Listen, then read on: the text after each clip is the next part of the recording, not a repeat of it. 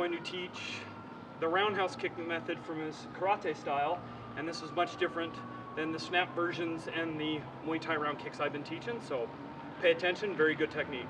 My style of karate is Commission-ryu karate, so you're not going to find a lot about it online. It's a very small style, but we have a unique way of chambering our kicks and executing. Instead of coming up and over, we chamber straight up like it's a front kick, and then throw the hip over and snap the kick out.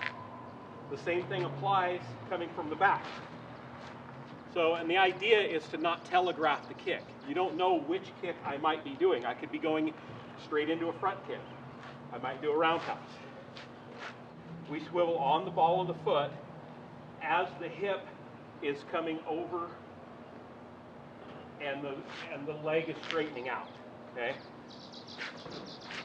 Trying to do it slow, but, okay? Same thing happens with the back.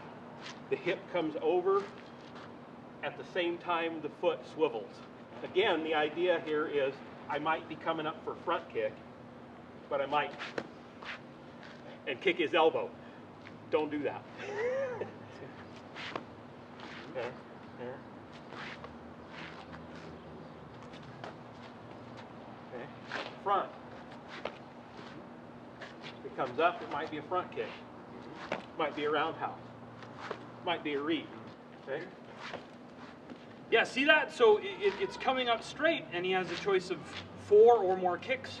So I'm not sure which kick is going to happen until the last moment.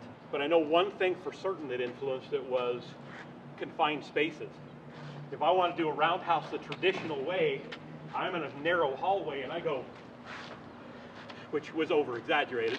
But if I do that, I'm just kicking the wall.